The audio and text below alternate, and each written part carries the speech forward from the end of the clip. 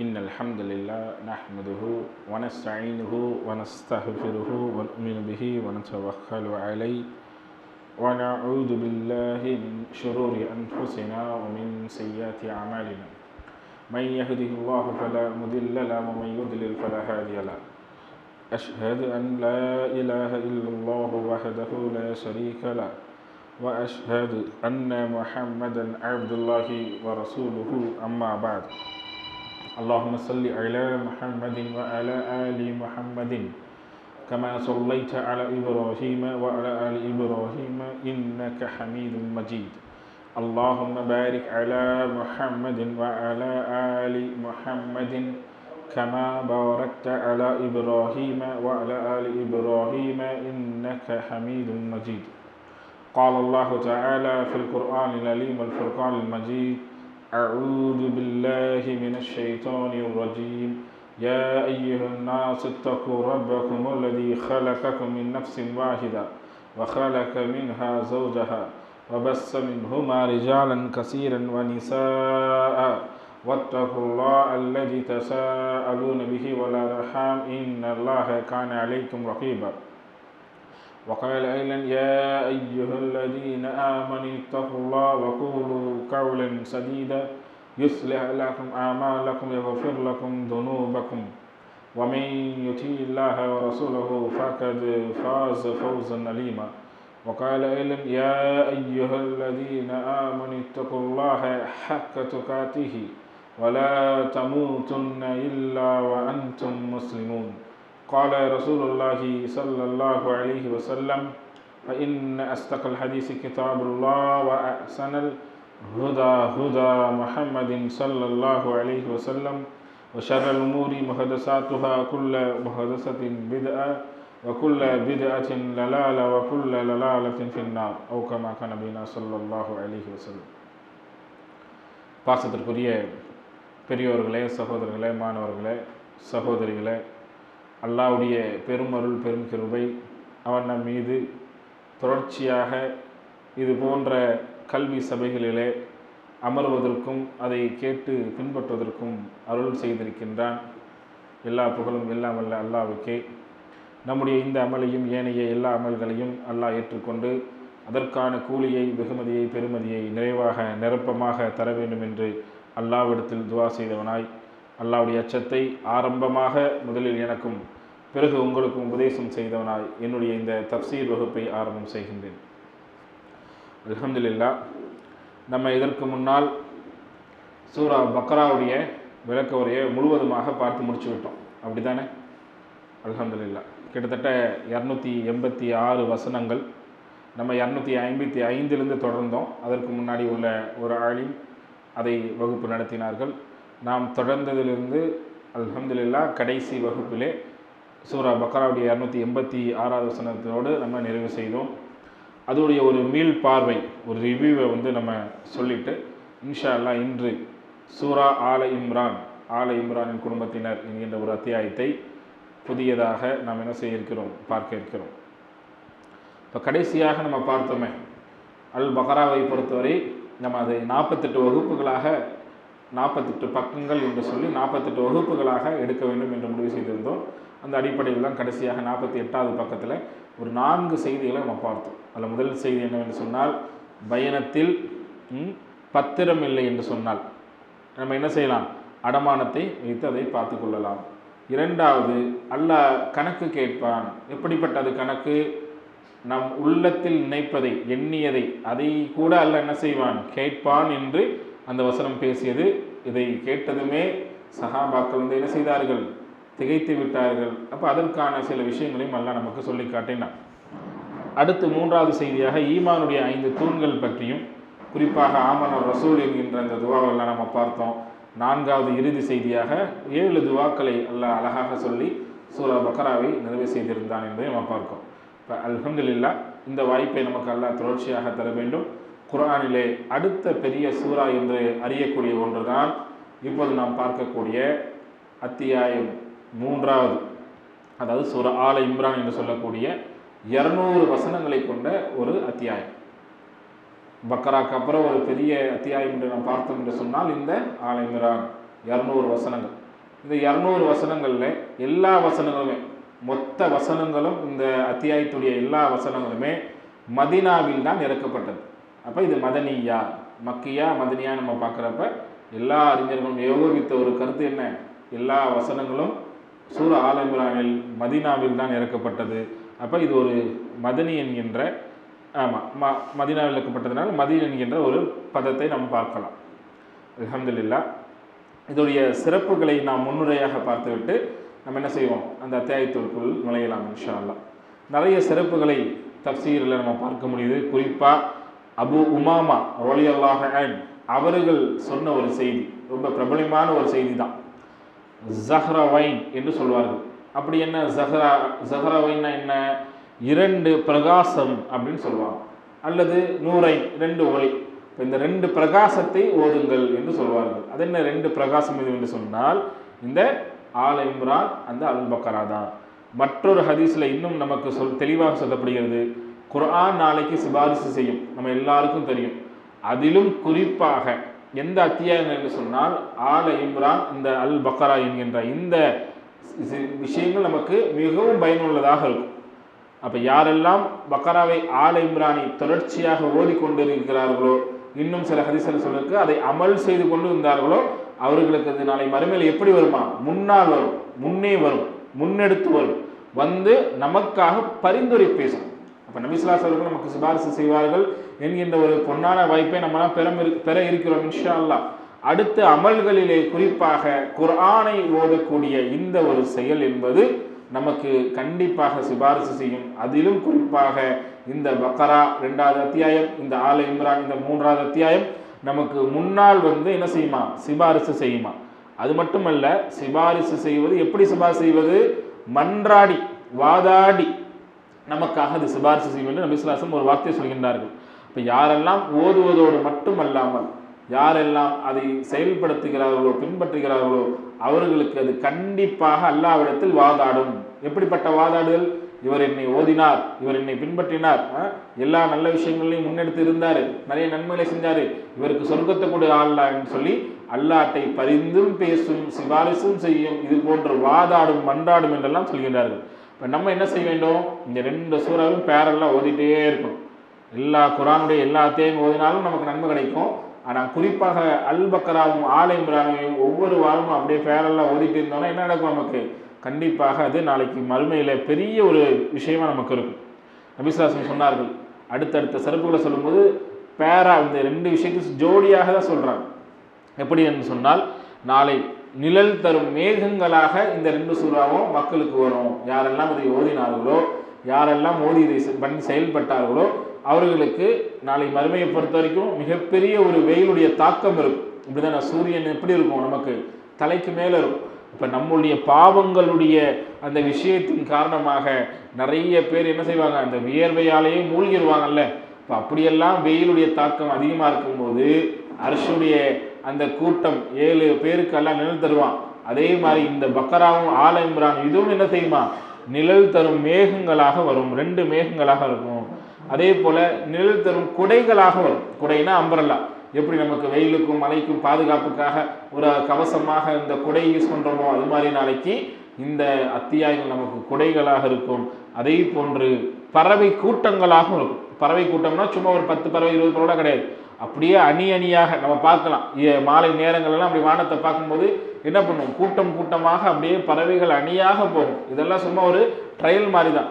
நாளை மறுமையில் பார்த்தீங்கன்னு சொன்னால் குர்ஆனை ஓதிய, குறிப்பாக பக்கராவையும் ஆல இம்ரானையும் ஓதியவர்களுக்கு அந்த வெயிலுடைய தாக்கத்திலிருந்தெல்லாம் பாதுகாப்பு பெற அளவுக்கு இந்த பறவைகளுடைய கூட்டங்களாக அணி அணியாக இது என்ன செய்யும், இது நிற்கும் என்று சொல்லப்படுகிறது. அந்த அளவிற்கு நிழலையும் கொடையையும் எனது அணி அணியாக இருந்து நமக்கு எல்லாம் செய்யும் என்று பார்க்குறோம். அடுத்து பாருங்க, இந்த அத்தியாயத்துடைய இந்த 49வது பக்கம். அப்போ ஒவ்வொரு வகுப்பையும் ஒவ்வொரு பக்கமாக நம்ம பார்த்தனால தான் நம்ம ஏற்கனவே என்ன சொன்னோம், பக்கராவில் வந்து 48 பக்கம் நம்ம பார்த்தோம். 48 பக்கத்துலேயும் 286 வசனங்களை நம்ம படிச்சுட்டோம். இப்போ இதில் வந்து 49வது பக்கம் என்று நாம் ஆரம்பித்து இன்னைக்கு இன்ஷா அல்லாஹ் கிட்டத்தட்ட ஒரு 8 வசனங்களை நம்ம பார்க்க இருக்கோம். டைம் ஷார்ட்டாக இருந்தாலும் நம்ம என்ன செஞ்சிடுவோம், பார்த்துருவோம். அப்போ இதை பொறுத்த வரைக்கும் அடுத்த சில சிறப்புகள் என்னென்னு சொல்லி சொன்னால், இமாம் சுயூத்தி ரஹ்மத்துல்லாஹி அவர்கள் சொல்கின்றார்கள், ரெண்டையுமே ஒப்பீடு பண்ணுறாங்க. ஆல இம்ரானும் இந்த அல் பக்ராவும் ரெண்டுமே என்னதான் ஒற்றுமையோடு இருக்கக்கூடிய ஒரு சூறாக்கள். எந்த அளவு இருக்குன்னா எல்லாமே இதில் சிங்காகவும் அதுலேயும் லிங்க் ஆகும், அந்த அளவு இருக்குது.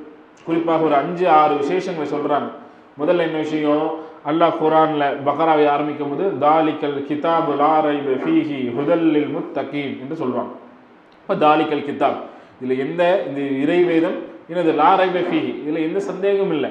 இப்போ இதே போன்று தான் இன்னைக்கு நம்ம படிக்கிறோம்ல இந்த ஆல இம்ரான், அதில் 2வது வசனத்தில் பாருங்க, 3வது வசனத்தில் பாருங்க, நஸ்ஸல அலைக்கல் கிதாப பில் ஹக்கி முஸத்திகல் லிமா பைன யதைஹி, சத்தியத்தை கொண்டு உள்ள இந்த வேதம் என்று அல்லாஹ் அதை போன்றே சொல்லுவான். அப்போ ரெண்டுமே சிங்க் ஆகுது, லிங்க் ஆகுது.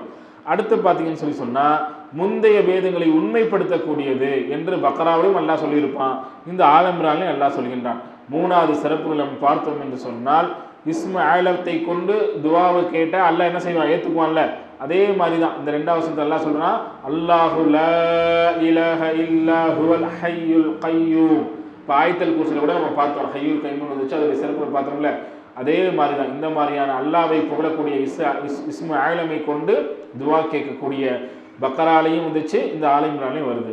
அடுத்து பார்த்தீங்கன்னு சொன்னால் பக்ரால 154வது வசனத்தில் ஒரு இடத்துல அல்லாஹ் சொல்லும்போது அல்லாஹ்வுடைய பாதையில் இறந்தவர்கள் நீங்கள் என்ன செய்ய வேண்டாம், கொல்லப்பட்டவர்களை நீங்கள் இறந்தவர்கள் என்று சொல்ல வேண்டாம் என்று அல்லாஹ் சொல்கிறோம். அதே மாதிரி தான் இந்த அத்தியாயத்துடைய 3வது அத்தியாயத்துடைய 169, 170, 171வது வசனத்திலையும் அல்லாஹ் என்ன செய்கிறான், அந்த அல்லாஹ்வின் பாதையில் கொல்லப்பட்டவர்கள் நீங்கள் இறந்துட்டார்கள் மரணிச்சிட்டாங்கன்னு சொல்லி சொல்லாதீங்க, அவங்க உயிரோடு இருக்கிறாங்க, அது அல்லாஹ்க்கு தெரிஞ்ச விஷயமா இருக்குன்னு சொல்லிட்டு அதை அல்லாஹ் என்ன சொல்கிறான், ஒரு விரிவாக நமக்கு சொல்லி காட்டுகின்றான்.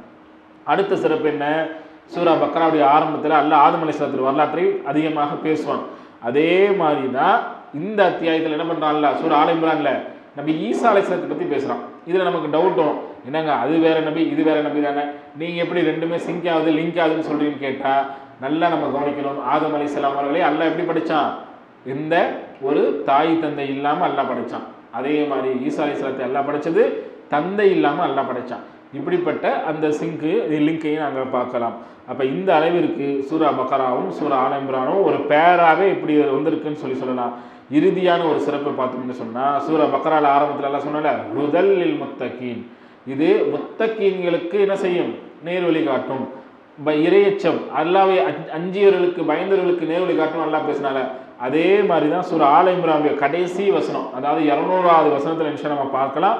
அதுலேயும் அல்லாஹ் என்ன சொல்லுவான், தக்வாவுடையவர்களுக்கு முத்தகீன்களுக்குத்தான் வெற்றி இருக்கிறது என்று அல்லாஹ் சொல்லி முடிப்பான். அப்போ இந்த அளவிற்கு அல் பக்ராவும் ஆல இம்ரானும் ஒரே அணியாக இருக்கக்கூடிய, ஒரே ஒற்றுமையோடு பயணிக்கக்கூடிய, ஒரே முறையில் இருக்கக்கூடிய அத்தியாயங்களாக நம்ம என்ன செய்யலாம், பார்க்க முடியும்.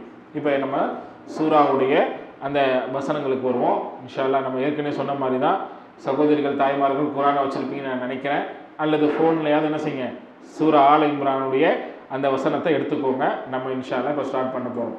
பிஸ்மில்லாஹிர் ரஹ்மானிர் ரஹீம். அலிஃப் லாம் மீம். அல்லாஹு லா இலாஹ இல்லா ஹுவல் ஹய்யுல் கய்யூம். நஸ்ஸல அலைக்கல் கிதாப பில் ஹக் முஸத்திகல் லிமா பைன யதைஹி வ அன்ஸல தௌராத வல் இன்ஜீல். முதல் 3 வசனத்தை நம்ம ஓதிருக்கோம்.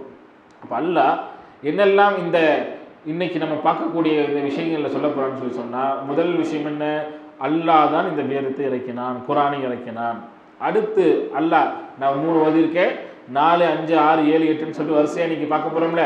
அடுத்தடுத்த வசனங்கள் அல்லாஹ் என்ன சொல்கிறான்னா, அல்லாஹ்வுக்கு எதுவுமே மறைவானதல்ல, அல்லாஹ்வுக்கு எல்லாமே தெரியும். நமக்கு தான் என்ன தெரியாது, இப்போ கையை மூடி வச்சுருக்கோன்னு சொன்னால் இந்த கையில் என்ன வச்சுருக்கேன்னு உங்களுக்கு தெரியாது, எனக்கும் தெரியாது. ஏன் மூடி வச்சுருக்கேன், வச்சது என்னன்னு எனக்கு தெரியும், ஆனால் இப்போ தெரியுமா தெரியல, ஏன் கையை மூடி இருக்கேன், அப்போ மறைஞ்சிருக்கு. ஆனால் அல்லாஹ்க்கு அப்படி இல்லை, எல்லாமே தெரியும். அப்போ அல்லாஹ்வுக்கு எதுவும் மறைவானதில்லை. அப்படிப்பட்ட ஒரு வசனங்களையும் அடுத்து அல்லாஹ் நம்முடைய குழந்தையாக இருக்கும்போது, நம்முடைய தாயுடைய வயிற்றில் கர்ப்பப்பையில் இருக்கும்போது நமக்கு என்ன செஞ்சான், நமக்கு உருவத்தை கொடுத்தான், நம்மளை வடிவமைத்தான். அப்படிப்பட்ட துல்லியமான மற்றும் உருவக வசனங்களை பற்றியும் அல்லாஹ் பேச போகிறான். கடைசியாக 8வது அந்த வசனத்தில் இன்னைக்கு பார்க்கக்கூடிய அந்த விஷயத்தில் 8வது வசனத்தில் அல்லாஹ் சொல்லி முடிப்பான், விசுவாசிகளுக்கான ஒரு பிரார்த்தனை, ஒரு துவாவை சொல்லி அல்லாஹ் முடிப்பான். இப்போ இந்த 4 செய்திகளைத்தான் இன்ஷா அல்லாஹ் இன்று நம்ம பார்க்க இருக்கிறோம். இப்போ முதல் 3 வசனத்தை நான் ஓதி காட்டினேன்ல, அதை மீண்டும் பாருங்க. அலிஃப் லாம் மீம். அல்லாஹு லா இலாஹ இல்லா ஹுவல் ஹய்யுல் கய்யூம். نزل عليك الكتاب بالحق مصدقا لما بين يديه وأنزل التوراة والإنجيل. இப்போ பாருங்க, இப்போ அலிஃப் லாம் மீம் அப்படின்னா என்ன யாருக்கு தெரியும்? சூரா பக்கராலையும் அலிஃப் லாம் மீம் அப்படின்னு நல்லா சொன்னால் இதுலேயும் சொல்கிறான். அப்போ இந்த வசனத்தை பொறுத்த வரைக்கும் இந்த எழுத்துக்களை ஹுரூஃபுல் முகத்தஆத் அப்படின்னு சொல்லுவாங்க. அப்போ இதோடைய பொருள் நமக்கு தெரியுமா அப்படின்னு சொன்னால் இது அல்லாஹ்க்கு மட்டும்தான் தெரியும். அல்லாஹ் இந்த எழுத்துக்களை சொல்கிறான், அலிஃப் லாம் மீம் நல்லா சொல்கிறானே, இதோடைய விளக்கம் என்ன, இதோடைய விஷயம் என்ன அப்படின்னு கேட்டால் இது அல்லாஹ் மட்டுமே அறியக்கூடியவனாக இருக்கிறான், அவனுக்கு மட்டும்தான் நன்கு அறிந்தவனாக இருப்பாங்க என்று சொல்லப்படுகிறது. அப்போ இந்த எழுத்துக்களுக்கு ஹுரூஃபுல் முகத்தஆத் என்று சொல்லப்படும். அடுத்து பாருங்க, ஹய்யுல் கையும் அல்லாஹ் சொன்னாலே அல்லாஹு லா இலாஹ இல்லா ஹுவல் ஹய்யுல் கையும். அப்போ இது ஒரு துவா. நம்ம ஏற்கனவே சொன்ன மாதிரி இஸ்மு ஆலமாக இருக்குது. ஆயத்தல் குர்சிலே இதுக்கு விளக்கமாக நம்ம சொன்னோம். இப்போ நபி ஸல்லல்லாஹு அலைஹி வஸல்லம் சுன்னா என்ன, துவா அவர்கள் கேட்கும்போது இது மாதிரி இஸ்மு ஆலம் என்ற அல்லாஹ்வுடைய புகழக்கூடிய சில அந்த வார்த்தைகளை சொன்னால் என்ன செய்வாங்க, நபி ஸல்லல்லாஹு அலைஹி வஸல்லம் சுன்னா துவா கேட்பாங்க. அல்ஹம்துலில்லாஹ் அல்ஹம்துலில்லாஹி ரப்பில் ஆலமீன் யா ஹய்யுல் கையும் என்று அல்லாஹ்வை பற்றிய அந்த வார்த்தைகளை சொல்லி நபி ஸல்லல்லாஹு அலைஹி வஸல்லம் துவா கேட்பாங்க. இது சுன்னா என்பதை நம்ம பார்க்கிறோம். அடுத்து இதில் அல்லாஹ் என்ன சொல்கின்றான், அவன்தான் வணக்கத்திற்குரிய நாயன், லா இலாஹ இல்லல்லாஹ், அல்லாஹ்வை தவிர வேறு யாரும் கிடையாது, என்னது வணக்கத்திற்குரிய கிடையாது என்று சொல்லப்படுகிறது. அடுத்து மூன்றாவது நம்ம பார்த்தோம்ல, இதில் நம்ம ஏற்கனவே நம்ம சொன்னோம், அல்லாஹ் சூரா பக்கரால லா ரைப ஃபீஹி என்று சொன்னானே, அதே மாதிரி இங்கே என்ன சொல்கிறான், நஸ்ஸல அலைக்கல் கிதாப பில் ஹக்கி முஸத்திகல், உண்மையை கொண்டு அல்லாஹ் சொல்கின்றான். அப்போ இங்கே சத்தியத்தை கொண்டுன்னு சொல்கிறான். பக்கரால எந்த இது சந்தேகம் இல்லை என்று சொன்னான். அப்போ இப்படிப்பட்ட நபியே முற்றிலும் உண்மையை கொண்டுள்ள இந்த விதத்தை படிப்படியாக அவன்தான் உன் மீது இறக்கி வைத்தான். அப்போ அல்லாஹ் தான் குர்ஆனை இறக்குனா. எப்படி இறக்குனா, முழுக்க உண்மையான வேறு வேதம், இதில் எந்த ஒரு விதமான சந்தேகமோ எந்த விதமான பிரச்சனையும் இல்லை, எந்த விதமான தீமையும் கிடையாது, இது சத்தியமான ஒரு விஷயம்தான். அப்போ இதில் முன்னோர்களுடைய வார்த்தை இருக்குமான கிடையாது, இதை பொய்ப்பிக்க முடியுமான பொய்ப்பிக்க முடியாது. அப்போ இது உண்மைப்படுத்தக்கூடிய இந்த வேதத்தை அல்லாஹ் தான் இறக்கினான் என்று அல்லாஹ் சொல்லி காட்டுகின்றான். அப்போ இதில் தஃசீல் விளக்கத்தை பார்க்கும்போது அப்போ அந்த நேரத்தில் யார் இது குறித்துச்சு, மதீனால இறங்கப்பட்டு நம்ம படித்தோமா, மதீனால யார் இருந்தாங்க, யூதர்கள் தான் அதிகமாக இருந்தாங்க. அப்போ மதீனாவில் இருக்கக்கூடிய யூதர்களை குறித்து அல்லாஹ் என்ன செய்யணும், அந்த பனி இஸ்ராயீல் குறித்து அல்லாஹ் பேசுகிறான். சூரா அதாவது சுய்தி ரஹ்மத்துல்லாஹி அலைஹி விளக்கம் அளிக்கிறப்ப பக்கரால அல்லாஹ் பேசும்போது யூதர்களை பற்றி பேசினான். இந்த ஆல இம்ரான்ல மக்கால இருக்க அதாவது மதீனால இருக்கக்கூடிய இந்த வசனத்தை பொறுத்தவரையும் அந்த டைமில் அல்லாஹ் கிறிஸ்தவர்களை பற்றி பேசுகிறான். இப்போ ரெண்டு பேருக்குமே என்ன செய்யறான், ஜாவா செய்கிறான். நீங்கள் முந்தைய வேதத்துடைய வேதக்காரர்கள் தான், ஆனால் அந்த முந்தைய வேதத்தை உண்மைப்படுத்தக்கூடியது எது, இந்த குர்ஆன். இப்போ இந்த குர்ஆனை நாம் தான் இறக்கணும், நீங்கள் என்ன செய்ய வேண்டும், இதை நம்ப வேண்டும் என்று அல்லாஹ் அவர்களுக்கு ஜாவா செய்கிறான். இது மட்டுமல்ல, அந்த தஃசீர் நம்ம பார்க்கும்போது பனு நஸ்ரான் என்கின்ற ஒரு குலத்திற்காகவும் ஒரு கூட்டத்திற்காகவும் என்ன செய்யப்பட்டது, இந்த வசனம் இறக்கப்பட்டது. ஏன், அவங்களும் இதை மறுத்தார்கள்.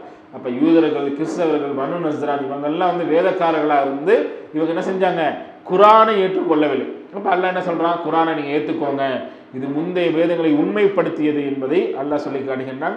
அதற்கு அல்லாஹ் அழகாக சொல்கிறான் பாருங்க, வஅன்ஸல தௌராத்த வல் இன்ஜீல், அல்லாஹ் தான் தௌராத்தையும் இறக்குனா, அல்லாஹ் தான் இன்ஜீலையும் இறக்குனா. அப்படிப்பட்ட அல்லாஹ் தான் இந்த குர்ஆனையும் இறக்கி இருக்கிறான். எனவே நீங்கள் என்ன செய்யுங்க, இந்த குர்ஆனை நம்புங்கள் என்று அல்லாஹ் சொல்லி காட்டுகின்றான்.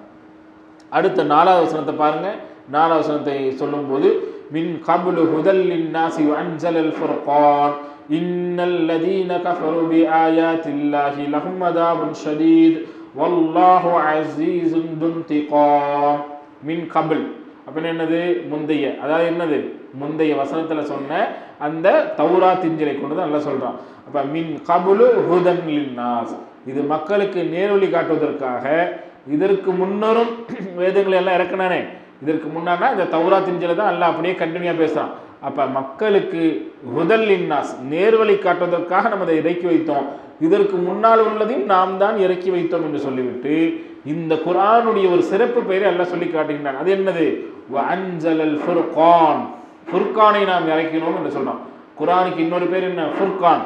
ஃபுர்கான் அப்படின்னா நன்மையும் தீமையும் அப்படி தெளிவாக பிரிச்சோம், இது நன்மை இது தீமை என்று தெளிவாக பிரிக்கக்கூடிய அந்த குர்ஆனை, இந்த ஃபுர்கானை நாம் தான் என்ன செஞ்சிருக்கோம், இறக்கியிருக்கோம் என்று அல்லாஹ் தெளிவாக சொல்கின்றான். இப்போ வேதக்காரர்களுக்கு இது என்ன செய்யும், நல்லா தெரியும். இப்போ ஃபுர்கான்னா குர்ஆன் தான், இறுதி வேதம் தான், அல்லாஹ் தான் இறக்குனான் என்று தெரியும். ஆனாலும் அவங்க என்ன பண்ண மாட்டாங்க, ஏற்றுக்கொள்ள மாட்டாங்க. அப்படி ஏற்றுக்கொள்ளவில்லை என்று சொன்னால் அதையும் அல்லாஹ் சொல்கின்றான், அல்லதீன கஃபரு பி ஆயாத்தில்லா, யாரெல்லாம் அல்லாஹ்வுடைய வசனத்தை நிராகரிப்பார்களோ ஏற்றுக்கொள்ள மறுப்பார்களோ அவர்களுக்கு என்ன, லஹும் அதாபுன் ஷதீத், அவர்களுக்கு கடுமையான தண்டனை இருக்குது. சாதாரண தண்டனைலாம் கிடையாது. ஏன், உங்களுக்கு நல்லா தெரியும், நீங்களும் வேதக்காரர்களாக தான் இருந்திருக்கீங்க. இப்போ அல்லாஹ் அந்த வேதத்தையும் இறக்கியிருக்கான். இதுதான் இந்த இறுதி வேதம் ஒன்று அல்லாஹ் தெளிவாக சொல்கிறான். இது நன்மை தீமையை பிரிக்கும்னு சொல்கிறான். இப்போ முந்தைய வேதங்களை இது உண்மைப்படுத்துது என்றும் அல்லாஹ் சொல்கின்றான். இத்தனை தெளிவையும் சொல்லிவிட்டு நீங்கள் ஏற்றுக்கொள்ளவில்லை, நிராகரித்தீர்கள், மறுத்தீர்கள் என்று சொன்னால் கண்டிப்பாக உங்களுக்கு கடுமையான வேதனை இருக்கிறது என்று அல்லாஹ் சொல்லிவிட்டு இறுதியாக அல்லாஹ் சொல்கிறான், வல்லாஹு அஸீஸுன் துன்திகாம், அல்லாஹ் மிகைத்தவன் மட்டுமல்ல, துன்திகாம் என்று சொன்னால் தண்டிப்பவன், கடுமையாக உங்களை தண்டிப்பவன் என்றும் அல்லாஹ் சொல்லி காட்டுகின்றான். அடுத்த வசனத்தை பாருங்க, இன்னல்லாஹ லா யஹ்ஃபா அலைஹி ஷையுன் ஃபில் அர்த் வலா ஃபிஸ் ஸமா. நம்ம ஏற்கனவே சொன்னோம், அல்லாஹ் என்ன சொல்றான், அல்லாஹ் தான் இந்த குர்ஆனை இறக்கி வச்சாங்கிற செய்திக்கு அப்புறம் அல்லாஹ்விலிருந்து எதுவும் மறையாதுன்னு சொன்னோம்ல, அந்த வசனம் தான் இது. நிச்சயமாக அல்லாஹ் எப்படிப்பட்டவனாக இருக்கிறான், வானத்திலோ பூமியிலோ உள்ள எப்பொருளும் நிச்சயமாக அல்லாஹ்விற்கு மறைந்திருக்கவில்லை. அப்போ எதுவுமே அல்லாஹ்விடம் மறையாது என்பதை அல்லாஹ் சொல்லி காட்டுகின்றான். நத்திங் இஸ் ஹிடன் டு அல்லான்னு சொல்லுவாங்கள்ல, அல்லாட்ட எதுவுமே என்ன செய்யாது, மறையாது என்பதாக. இப்போ வானத்தில் உள்ளது பூமியில் உள்ளது, நம்ம ஏற்கனவே சொன்ன மாதிரி இப்போ வானத்தில் உள்ளது பூமியில் உள்ளது எல்லாமே என்னது, அல்லாஹ்வுக்கு மறையவே மறையாது. இப்போ நம்ம ஏதாவது நமக்கு தெரியாமல் இருக்கும், நமக்கு அறியாமல் இருக்கும், நம்ம மனிதர்கள் நமக்கு எல்லாம் மறைஞ்சிருக்கும். ஆனால் அல்லாஹ்வை பொறுத்தவரை அல்லாஹ்க்கு எல்லாமே தெரியும் என்பதை புரிந்து கொள்ளலாம். 7 வானம்னு சொல்கிறோம்ல, 7 பூமின்னு சொல்கிற இந்த 7 வானத்துக்கு மேலே இருந்தாலும் கீழே இருந்தாலும், 7 பூமிக்கு மேலே இருந்தாலும் கீழே இருந்தாலும் எல்லாவும் என்ன செய்யும், அல்லாஹ்விடமிருந்து அது தப்பிக்காது, அல்லாஹ்வை ஏமாற்ற முடியாது. அல்லாஹ் மிகைத்தவனாக இருக்கின்றான். இந்த மார்க்கத்தை யாரும் என்ன செய்ய முடியாது, ஒடுக்கவும் முடியாது, அழிக்கவும் முடியாது என்பதை அல்லாஹ் தெளிவாக சொல்லி காட்டுகின்றான். அடுத்து பாருங்க, ஹுவல்லதி யுஸவ்விருக்கும் ஃபில் அர்ஹாம் கைஃப யஷா லா இலாஹ இல்லா ஹுவல் அஸீஸுல் ஹகீம். ஹுவல்லதி, அவன் எத்தகையவன் என்றால் அவன் எப்படிப்பட்டவன் தெரியுமா.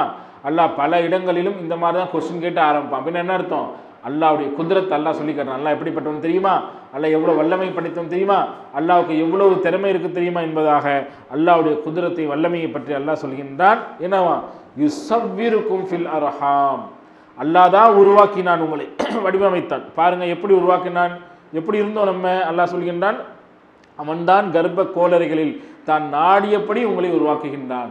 நம்ம குழந்தையா என்ன பண்ணுறோம், கருவாக என்ன பண்ணுறோம், நம்ம வயிற்றில் இருக்கிறோம், தாயோட வயிற்றில். அப்படி இருக்கும்போது நம்ம என்ன செய்கிறோம், நம்மளுடைய தோற்றத்தை எல்லாம் அங்கேயே படைச்சிட்றான். யாருக்கு மூக்கு நீளமாக இருக்கணும், யாருக்கு மூக்கு குட்டையாக இருக்கணும், வெள்ளையாக இருக்கணும், கருப்பாக இருக்கணும், அழகாக இருக்கணும், இப்படி ஒல்லியாக இருக்கணும், இப்படி எல்லாமே யாரை தான் பண்ணுறான், அல்லாஹ் தான் பண்ணுறான். அப்போ அல்லாஹ் தான் உங்களை என்ன செய்கிறான், தோற்றத்தை கண்ணு வாயு மூக்குன்னு சொல்லி எல்லாத்தையும் வைத்து படைக்கின்றான். அவன் எப்படி நாடினானோ அவன் அப்படி படைக்கின்றான் என்பதையும் அல்லாஹ் சொல்லி காட்டுகின்றான். இப்போ அல்லாஹ் நாட்டப்படி நம்மளை படைச்சிருக்கிறான். அல்லாஹ் நாட்டப்படி நம்மளை மரணிக்க செய்வான். மீண்டும் அல்லாஹ்வுடைய நாட்டப்படி என்ன செய்வான், நமக்கு உயிர் கொடுத்து எழுப்பப்படுவான். அப்படிப்பட்ட அந்த அல்லாஹ்வை நீங்கள் என்ன செய்ய வேண்டும், முழுமையாக நம்ப வேண்டும் என்று சொல்கிறோம். ஆனால் இன்னைக்கு என்ன நடக்குது, சமூகத்தில் என்ன பார்க்குறோம், நம்மை போன்றவர்கள் சரியான ஒரு கொள்கையில் இருந்தாலுமே பெரும்பாலானவர்கள் இன்னைக்கு எப்படி இருக்கிறாங்க, படைத்தவனை மறந்துடுறாங்க, படைப்பினங்களை வணங்குறாங்க. அவனே கற்பனையாக ஒரு தெய்வத்தை என்ன பண்ணுறான், சிலையை வடித்து கல்லை வடித்து அதுக்கு கண்ணு வைக்கிறான், மூக்கு வாய் வைக்கிறான், நாக்கை வெளியில் வந்து தள்ளி வைக்கிறான், 10 தலையை வைக்கிறான், விகாரமாக வைக்கிறான். அப்போ இவனை படைத்தவன் யார் என்பதை மறந்துவிட்டு இவன் படைச்சு என்ன பண்ணுறான், அதை ஒரு கற்பனை தெய்வங்களாக பார்க்கிறான். அப்போ உண்மையில் உன்னை படைத்தவன் யார், நீ எப்படி இருந்த, இப்போ எவ்வளோ ஆட்டம் போடுற, ஆனால் வயிற்றில் கர்ப்பத்தில் அந்த கர்ப்ப கோளறுகளில் நீங்கள் எப்படி இருந்தீர்கள், ஒன்றும் இல்லாமல் இருந்தீர்கள் என்று அல்லாஹ் நமக்கு சொல்லி காட்டுகின்றான். அப்படிப்பட்ட அல்லாஹ் எப்படிப்பட்டவன், அவன்தான் லா இலாஹ இல்லல்லா, அவன்தான் வணக்கத்திற்கு உரியவன் என்று அல்லாஹ் சொல்லிவிட்டு அல்லாஹ் அழகாக முடிக்கின்றான் தன்னுடைய வல்லமையை. எப்படி சொல்லி காட்டுகின்றான், ஹுவல் அஸீஸுல் ஹகீம், அவன்தான் அசீஸ் மிகைத்தவனாக இருக்கிறான், ஹக்கீமாகவும் இருக்கிறான், ஞானமிக்கவனாகவும் இருக்கிறான் என்று அல்லாஹ் நமக்கு அழகாக நம்மை குறித்து அல்லாஹ்வுடைய வல்லமையிடம் பேசுகிறான். அடுத்து பாருங்க 7வது 8வது வசனம்.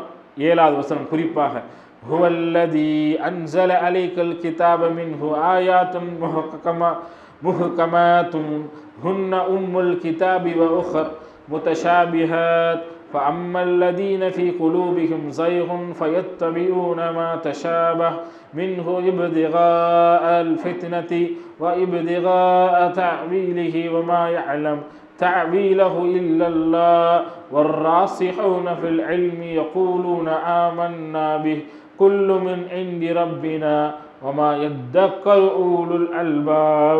மிக முக்கியமான வசனம், நல்லா கவனமாக கவனிங்க. நல்லா இன்றைக்கி தூக்கம் வருதுன்னு நினைக்கிறேன். மதியம் நல்லா சாப்பிட்டுட்டு போகணுன்னு தெரியல. இனிமேல் சனிக்கிழமை மட்டும் என்ன பண்ணுவோம், கொஞ்சம் கம்மியாகவே சாப்பிடுவோம். ஏன், பொதுவாகவே நல்லா சக்கீனத்தை இறங்குறதுனால நல்ல அமைதி இறங்கினால நமக்கு தூக்கம் வரும். அது இந்த மாதிரி தப்சீர் வகுப்புகள்லாம் ரொம்ப டீப்பாக தான் போகும். மற்ற பயான் மாதிரி ஏற்ற இறக்கமாகவும் இல்லை அப்படியே மகிழ்ச்சியாக அப்படியே உங்களுக்கு பயமுறுத்துகிற மாதிரியெல்லாம் இருக்குது. தப்சீர் ஒரே சிங்காக தான் போயிட்டுருக்கும். நம்ம தான் அதை லிங்க் ஆகிக்கணும்.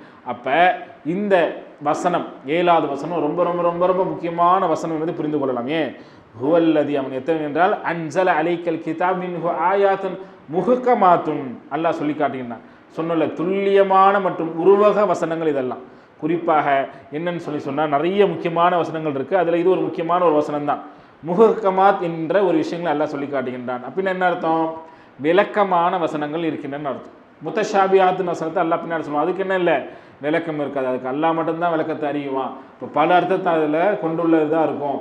அதாவது யாரெல்லாம் வழிகடுன்னு நினைக்கிறாங்களோ, அவங்க குரானில் குறைய கண்டுபிடிக்கணும்னு நினைக்கிறாங்களோ, இந்த விஷயத்தை தான், யார்கிட்ட நோய் இருக்கோ கோணல் இருக்கோ முத்தஷாபிஹான வசங்களையெல்லாம் எடுத்து என்ன பண்ணுவாங்க, ஆய்வு செஞ்சு வழிகிட்டு போவாங்க.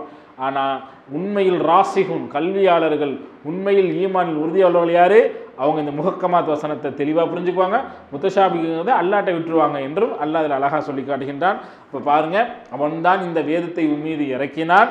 இதில் விளக்கமான வசனங்களும் இருக்கின்றன, அதாவது முஹக்கமாத்தான வசனங்களும் இருக்கின்றன. இவைதான் இந்த வேதத்தின் அடிப்படை. இதுதான் உம்முல் கிதாப் என்று அல்லாஹ் சொல்கிறான். இதுதான் அடிப்படை. குரானில் 90% 95% தெளிவான வசனங்களாக தான் இருக்கும், எல்லாத்துக்கும் புரியும் தான். ஆனால் சில 5% 10% வசனங்கள் இருக்கும். மற்றவை பல அர்த்தங்களை கொண்ட முத்தஷாபிஹாத் என்னும் ஆயத்துகளாகும். எனினும் எவர்களுடைய உள்ளங்களில் வழிகேடு இருக்கிறதோ அல்லாஹ் தெளிவாக சொல்கின்றான். குரானை கொண்டு நேர்வழியும் பெறுவார்கள், குரானை கொண்டு வழிகட்டும் போவார்கள். அப்போ இந்த முத்தஷாபிஹான வசனங்களை கொண்டு என்ன பண்ணுறாங்க, மக்கள் வழிகெட்டு போகிறார்கள். அவர்கள் குழப்பத்தை ஏற்படுத்துவதற்காக முத்தஷாபிஹான வசனங்கள் பின்னாடியே ஓடுவாங்க. பார்த்தீங்களா, குரான் வசனம் பார்த்தீங்களா, இன்னைக்கு பார்க்குறோம்ல எத்தனை குரூப் இருக்குது. அஹமதியா குரூப் இருக்கிறோம், அஹ்லுல் குரான், குரான் மட்டும் போதும் குரூப் இருக்கிறோம். இப்போ நிறைய குரூப் இருக்குது. அவங்களாம் என்ன பண்ணுவாங்க, குரானை பற்றியே தான் பேசி குரான விளக்கத்தை தான் சொல்லுவாங்க. ஆனால் இந்த மாதிரியான விளக்கங்களையா சொல்லி வழிகட்டு கொடுவார்கள். அப்போ முத்தஷாபி வசனங்களின் விளக்கத்தை தேடியே அதனை பின்பற்றுகின்றனர். அல்லாவை தவிர வேறு எவரும் அதன் உண்மையான விளக்கத்தை அறிய மாட்டார்கள். அல்லாஹ் தெளிவாக சொல்லிட்டான், முத்தஷாபிகாத்துக்கு நீ விளக்கத்தை தேடாத, அந்த விளக்கம் எனக்கு மட்டும் தான் தெரியும் என்று சொல்லிவிட்டு கல்வியில் உறுதிப்பாடு உடையவர்கள் ராசிஹூன் என்று சொல்லுகிறான்ல, யாரெல்லாம் ராசிஹா இருக்கிறார்களோ அவர்கள், இது எல்லாமே அல்லாஹ்ட்ட தான் வந்துச்சு. முஹக்கமாத்தும் அல்லாஹ் தான் இறக்கினா, முத்தஷாபிஹாத்தான வசனங்களும் அல்லாஹ் தான் இறக்கினா என்று அவர்கள் உண்மையாக நம்பிக்கை கொள்வார்கள். அது மட்டுமல்ல, அறிவுரை தவிர மற்றவர்கள் இதை கொண்டு நல்ல உபதேசம் பெற மாட்டாங்க. நம்ம இப்படி விளக்கம் பேசுகிறோம், இப்படி சொல்கிறோம் அப்படின்னு சொன்னால் இதுக்கு யார் நல்ல முறையில் புரிஞ்சுக்குவாங்க, அறிவுடையவர்கள்லாம் யார், அப்போ அவங்களும் நல்லா தானே பேசுகிறாங்க, நம்மளோட சூப்பராக பேசுகிறாங்களே. முத்தஷாபியான வசனத்தை தேடி ஆய்வு செஞ்சு அவங்களுடைய பயானு, அவங்களுடைய தப்சீர், அவங்களுடைய விளக்கம்லாம் அருமையாக இருக்குதே அப்படின்னா அந்த நல்ல அறிவுடையவர்கள் கிடையாது. இது ரெண்டுமே அல்லாட்ட தான் வந்துச்சு. இதில் முஹக்கமாத் அல்லாஹ் தெளிவாக சொல்லிட்டான், முத்தஷாபிகத்தை அல்லாஹ் மூடலாக வச்சிருக்கிறான். இது அல்லாஹ் மட்டும்தான் அறிவான். இதுதான் நம்மளுடைய நம்பிக்கை. இது ரெண்டுமே நம்ம நம்பணும்னு சொல்லிட்டு இப்படிப்பட்ட ஒரு அறிவுடையவர்கள் தான் அந்த நம்பிக்கையாளர்கள் என்று அல்லாஹ் என்ன சொல்லி காட்டுகிறான். இதற்கு நிறைய விளக்கங்கள் நம்ம பார்க்கலாம். அப்போ அலிஃப் லாம் மீம் அப்படின்னு நம்ம படித்தோம் பார்த்தீங்களா, இதெல்லாம் முத்தஷாபிஹான தான் இது. அதனால நம்ம என்ன செய்யலை, அதுக்கு விளக்கமே நம்ம கொடுக்கல. ஹுரூஃபுல் முகத்தாத்து நம்ம சொல்லிட்டோம் அந்த மாதிரியான எழுத்துக்கள்னு. ஆனால் நம்ம ஏன் அதுக்கு என்ன அலிஃப்னா என்ன தெரியுமா, லாம்னா என்ன தெரியுமா, மீம்னா என்ன தெரியுமா அப்படின்னு எதுக்குமே நம்ம என்ன செய்யலை, விளக்கம் கொடுக்கல. ஏன், இது முத்தஷாபிஹான வசனம், இது அல்லாஹ்வுக்கு தான் ஆழம் தெரியும் என்று. பாருங்கள், இப்னு அப்பாஸ் அவர்கள் சொல்கின்றார்கள், நாசிகான வசனம் சொல்லுவாங்கல்ல, அதாவது புதிய சட்டம், அது மன்சூக்னா காலாவதியானது, நாசிக்னா சட்டம் வந்தது. அப்போ இது போன்ற நாசிகான வசனங்கள், ஹலால் ஹராம் வசனங்கள், இதெல்லாம் ஹலால் அல்லாஹ் லிஸ்ட் கொடுத்துருவான். அல் ஹலாலு பையினுன் வல் ஹராமு பையினுன், இதெல்லாம் பாசத்திற்குரியவர்களே. ஆல இம்ரானுடைய 7வது வசனத்தை நாம் பார்த்து கொண்டிருக்கிறோம், குறிப்பாக முத்தஷாபிஹாத்தான வசனங்கள். அப்போ இந்த முஹக்கமாத் என்கின்ற வசனங்களை பொறுத்தவரை இப்னு அப்பாஸ் அவர்கள் ஒரு சில விளக்கங்கள் நமக்கு சொல்கின்றார்கள். இதெல்லாம் நாசிகான வசனங்களோ, இப்போ சட்டங்கள் புதிதாக வந்து அந்த மாதிரியான வசனங்கள். அதே மாதிரி ஹலால் ஹராம், ஹலால் லிஸ்ட்டு தெளிவாக இருக்கும், ஹராம் லிஸ்ட் இதெல்லாம் வந்து கிளியராக இருக்கும், நல்லா புரியும். அதே போன்று முத்தஷாபிகத்தான வசனங்களை பொறுத்தவரை அதுக்கு நமக்கு என்ன தெரியாது, விளக்கம் தெரியாது, அதுக்கு பல அர்த்தங்கள் இருக்கும்.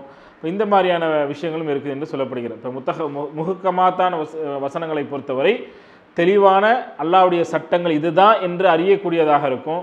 குறிப்பாக அமல்கள் பற்றி நமக்கு இருக்கும். இப்போ அமல்களில் வந்து நமக்கு கருத்து வேறுபாடு வருமா, அதாவது கருத்து வேறுபாடுங்கிறத தாண்டி அது வேறு, நம்ம எப்படி தொழுகணும் எப்படி தொழக்கூடாது அப்படிங்கிறது இல்லை. ஆனால் நம்ம அமல்கள் அதை நடைமுறைப்படுத்த முடியும்.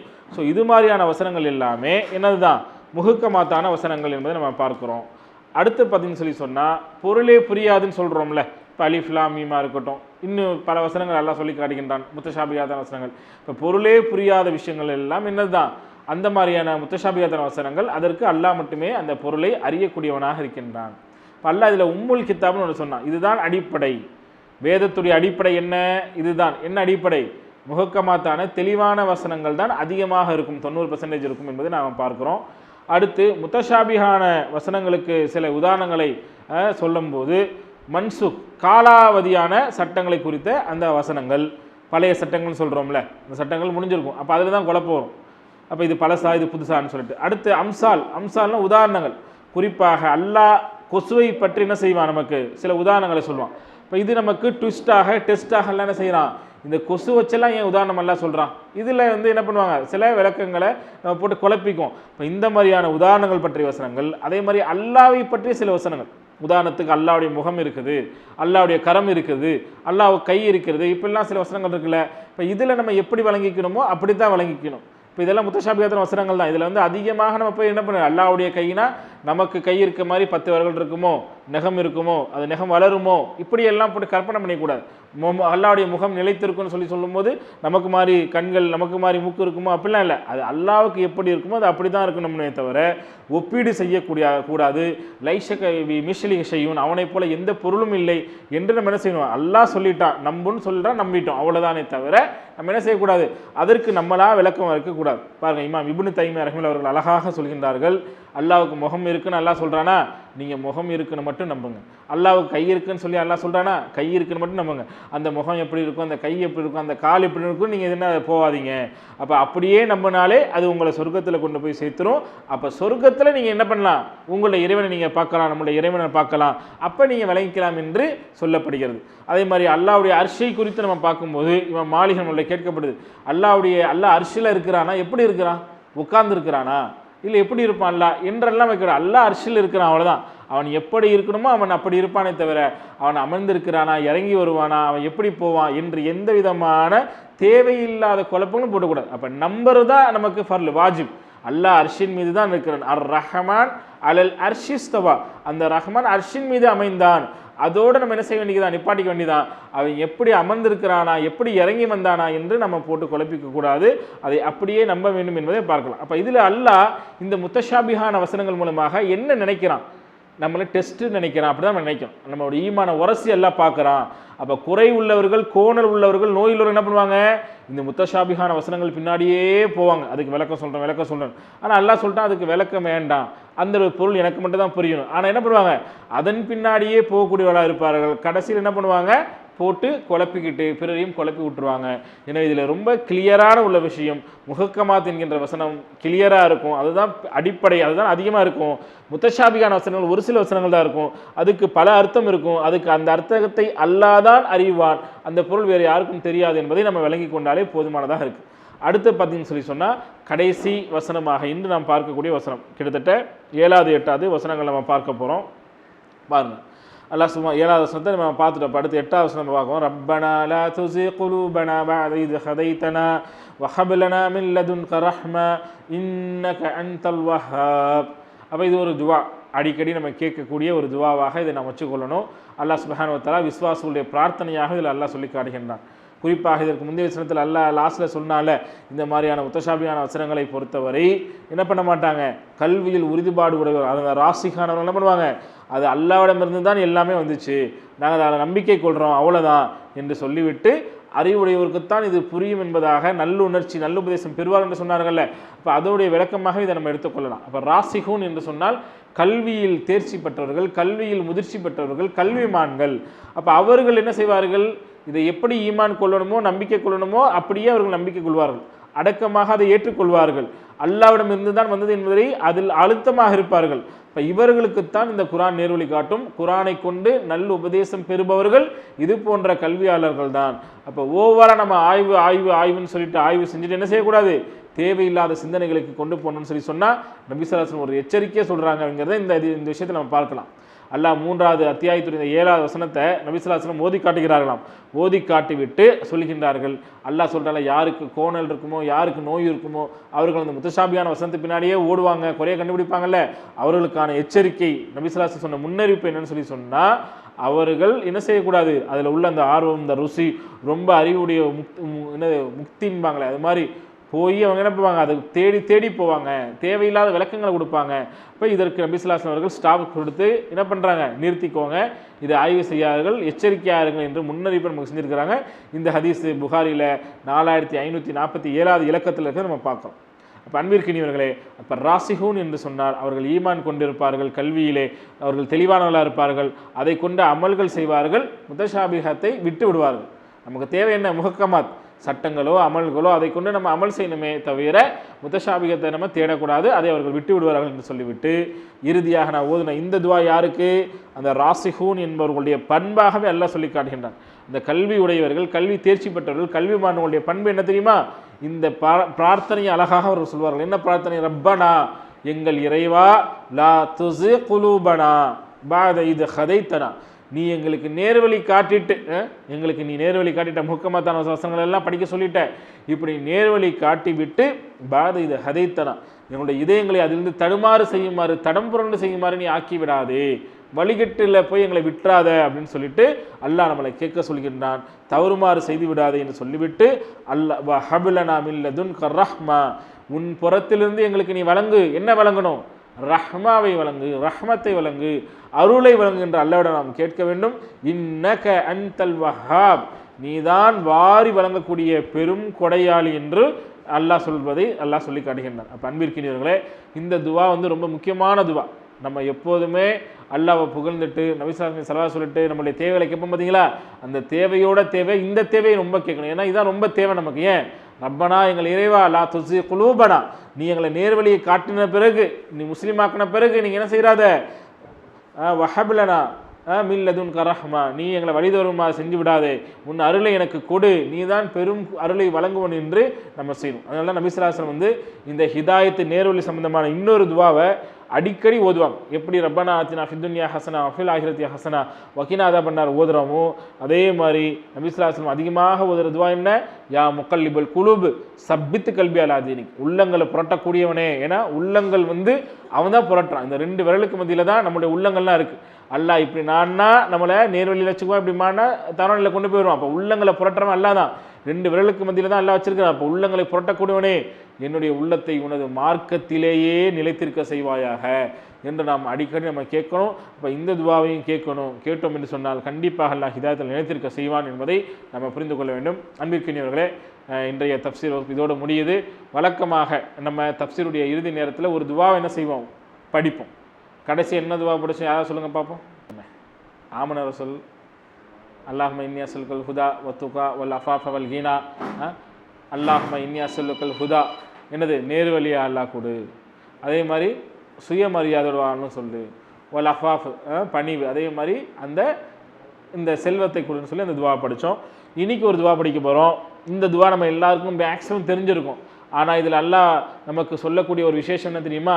இந்த துவாவை நீங்கள் ஒரு நாளைக்கு ஒரு தடவை ஓதுனா இதோடைய முழு பயனை நீங்கள் அடைய முடியாது. 100 தடவை ஓதுனா தான் முழு பயனை அடைய முடியும். இப்போ தெரிஞ்சிருக்குமே அது என்ன துவான்னு? எந்த துவாவை காலையில் டெய்லி நம்ம 100 தடவை ஓதணும்? ஓதுனா 4 விதமான சிறப்புகள் இருக்குது. அண்ணன் உடனே சொல்லிடுவாங்க, உங்களுக்கும் தெரியும், உங்களுக்கு அதுக்கு மேலே வரமாட்டுது. என்னது சொல்லுங்கள்? லா இலாஹ சொல்லுங்கள், இல்லல்லாஹு வஹதஹு லா ஷரீக லஹு லஹுல் முல்கு வலஹுல் ஹம்து வஹு அலா குல்லி ஷைஇன் கதீர். இந்த துவாவை காலையில் 100 முறை நம்ம ஓதணும். உட்காந்து ஓதிட்டோம் அப்படின்னு சொன்னால் 4 விதமான சிறப்புகள் அன்றைக்கி நம்ம கிடைக்கும். முதல் சிறப்பு என்ன? 10 அடிமையை விடுதலை செய்த நன்மை ஈக்குவல் ஆயிரும். ஒரு அடிமையை விடுதலை செஞ்சாலே ரொம்ப சிறப்பு இருக்குது. இப்போல்லாம் அடிமை விடுதலை செய்ய முடியாது, ஆனால் அதோட நன்மை இருக்குது. ஆனால் அப்போ 10 அடிமைகளை விடுதலை செய்த நன்மை டெய்லியும் கிடைக்கணுமா நமக்கு? லா இலாஹ இல்லல்லாஹு வஹ்தஹு லா ஷரீக லஹு லஹுல் முல்கு வலஹுல் ஹம்து வஹுவ அலா குல்லி ஷைஇன் கதீர் 100 தடவை போதும். ரெண்டாவது சிறப்பு என்ன? 100 நன்மைகள் நம்முடைய கணக்கில் எழுதப்படும். இன்றைக்கி நிறைய நன்மைகள் நம்ம செய்யணும், ஏன்னா நிறைய பாவங்கள் செஞ்சுட்டு இருக்கிறோம், நன்மைகள் கம்மியாக செஞ்சுட்டு இருக்கோம். இந்த துவாவை 100 தடவை ஓதிட்டோம்னா 100 நன்மைகள் நமக்கு எழுதப்படும். அது மட்டுமல்ல, அல்லாஹ் பாருங்க, டபுள் டமாக்கா தாண்டி, ட்ரிபிள் டமாக்கா தாண்டி, 4 டமாக்காங்க எல்லாம் என்ன வரான்? மூன்றாவது சிறப்பு, 100 பாவங்கள் ரேஸ் பண்ணிடும், அல்லாஹ் அழிச்சிருவான். நம்ம பண்ண 100 பாவங்களை அல்லாஹ் அழிச்சிருவான். அப்போ தீமைகள் கழிச்சு விடப்படும். 4வது விஷயம், அன்னைக்கு சாயங்கால ஈவினிங் வரைக்கும் ஷைத்தான் நம்மளை தீண்ட மாட்டான். அல்லாஹ்வுடைய பாதுகாப்பு, ஷைத்தானிலிருந்து அல்லாஹ்வுடைய பாதுகாப்பு கிடைக்கும். அப்போ இந்த 4 சிறப்புகள் இருக்குது இந்த ஒற்றை துவால. இந்த ஒற்றை துவாவை தினமும் நம்ம காலையில் ஃபஜ்ர் தொழுகைக்கு பிறகோ அல்லது முற்பகல்லையோ என்ன பண்ணிடணும்? ஓதிடணும். ஓதுனா அன்னைக்கு ஈவினிங் வரைக்கும் ஷைத்தான் நம்மளை தீண்ட மாட்டான். 100 நன்மைகள் எழுதப்படும், 100 பாவங்கள் கழிக்கப்படும், 10 அடிமைகளை விடுதலை செய்த அந்த நன்மையும் நமக்கு எழுதப்படும். எனவே கடைசியாக ஒரு முறை மீண்டும் சொல்லி காட்டுறேன், சொல்லுங்கள் எல்லாரும். லா இலாஹ இல்லல்லாஹு வஹதஹு லா ஷரீக லஹு லஹுல் முல்கு வலஹுல் ஹம்து வஹுவ அலா குல்லி ஷைஇன் கதீர். இன்ஷால்லா ரொம்ப எளிமையான துவா தான், இன்ஷால்லா மனப்பாடம் பண்ணிக்கோங்க. அல்லாஹ் நமக்கு அருள் செய்வானாக. சுபஹானக அல்லாஹும்ம வ பிஹம்திக அஷ்ஹது அன் லா இலாஹ இல்லா அன்த அஸ்தக்ஃபிருக வ அத்தூபு இலைக்.